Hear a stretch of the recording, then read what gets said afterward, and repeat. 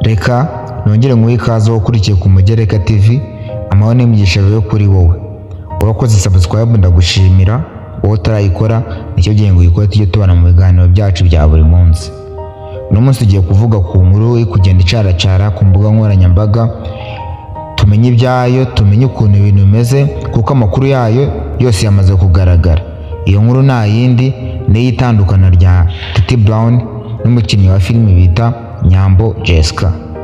Abenshi bari kugenda babona inkuru zabo ariko ntabwo bari gusobanukirwa. Abenshi bari kugenda babona ati batandukanye, byagenze gutya, ariko ntabwo bari gusobanukirwa impamvu. Iyi mpamvu rero tugiye kureba, tukarebera hamwe muri rusange ukuntu byagenze n'ikintu cyatumye batandukana. Gusa kuba batandukanyeho baratandukanye, ahubwo impamvu yatumye batandukana ni iyihe? Mbere yuko dukomeza, ndakwibutsa gukora kuri subscribe ndetse ugatera comment, ugasiga comment ukatubwira ko ikiganiro uba wacyumvishe. Njyewe muri kubana nitwa Franco. Iyi nkuru ya Titi Brown na Nyambo ni inkuru muri make yababaje abantu benshi. Nawe uri kumva cyo kiganiro ishobora kuba yarakubabaje cyangwa yaragutunguye cyangwa se yanaguteye ubwoba. Hari ukuntu wumva inkuru ubwoba bugakwica. Gusa iri tandukana rya Nyambo na Titi ryaturutse kuri Nyambo. Habayeho ka kantu bajya bavuga Abanyarwanda ngo ubagarira yose kuko uba utazi irizera. Nuko Nyambo nawe yabigenje. Nyambo mu by'ukuri nubwo yakundanaga na Titi Brown, gusa Nyambo yahoraga ajya mu bitangazamakuru cya agahamuhatira Titi Brown kuvuga ko ari ababesto. Nyambo ntabwo yashaka kwerura ko ngavuge ko ari abakunzi, kandi Titi Brown wabonaga ko ashaka kwerekana ko ari umukunzi babanye neza, ariko Nyambo we ntabwo yabishakaga. Impamvu Nyambo atabishakaga, Nyambo yari afite abandi bahungu agenda akunda. Abo bahungu bikaba ari nabyo bivugwa ko Nyambo aribo yagiye arutisha Titi Brown bakundanaga, byarangiza bigatuma batandukana. Muri aba bahungu, umuhungu wa mbere wamenya ni umuhanzi wamenyekanye cyane ukunzwe cyane n'u Rwanda bita Chris Easy. Nyambo ngo yakundaga Chris Easy kuri rwa rwego Nyambo yamwandikiye akamubwira ati Chris Easy twakundanye, nidukundana twebwe ibyo byacu tuzabishyira hanze, ntabwo tuziyita ababeso, tuzabishyira hanze dukundane kuko urukundo rwacu turugire seriye n'abantu barumenye. Gusa uyu Chris Easy afite umukunzi nubwo wenda mu bitangazamakuru batajya bapfa kugaragaramo cyane, gusa we asanzwe afite umukunzi. Chris Easy rero akamubwira ko afite umukunzi kandi nta n'impamvu yo kumureka rwose agakundana na Nyambo. Chris Easy nawe agakomeza amukanira, amubanira, amubwira ko gukundana bitakunda. Nyambo ubwo ibyo arabireka, akunda undi muhungu bita Zaba, Miss Dikoro. Nawe muramuzi, yamenyekanye cyane mu mafilime, aho yigize kuzakinana na ba Nyakso, akina kuri Afrimax TV, akina na ba Regis Captain.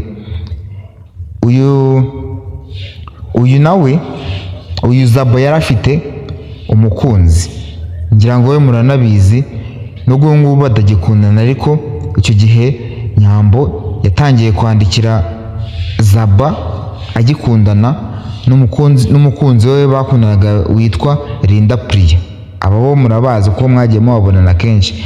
Uyu Linda Priya we yigize no kubanaho na Zaba mu nzu, bamaze igihe kinini banabana, nubwo batari barashakanye, banasezeranye imbere y'Imana n'abantu, gusa bo bigize kubanaho n'urukundo rwabo twari turuzi no ku masocial media rwageragaho. Rero bivugwa ko no mu gutandukana kwa bano Nyambo yabigizemo uruhare, ko Nyambo yaramwandikiraga, akandikira Zaba, akamuhamagara bakavugana. Ubwo Linda yaje gufata telefone ya Zaba, yaje kureba message bandikirana na Nyambo, akorwa n'isoni.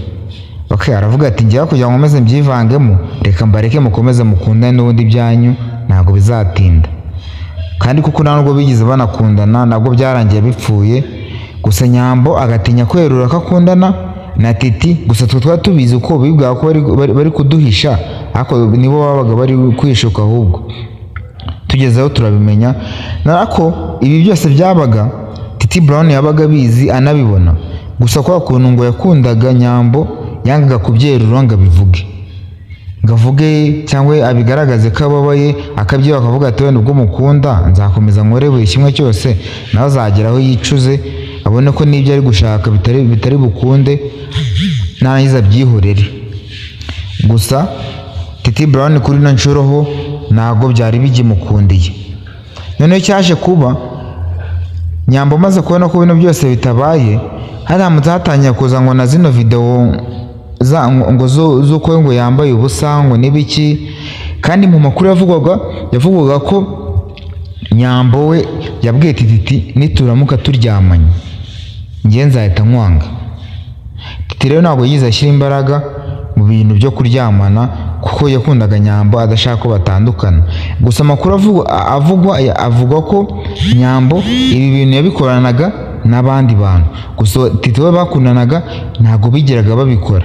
Rero Titi ngo yabonye zino video za Nyambo yambaye ubusa, aravuga ati ni gute yanze ko nkora bino bintu kandi abikora ahandi, yarambwiye ngo nindamuka mbikoze azanyanga.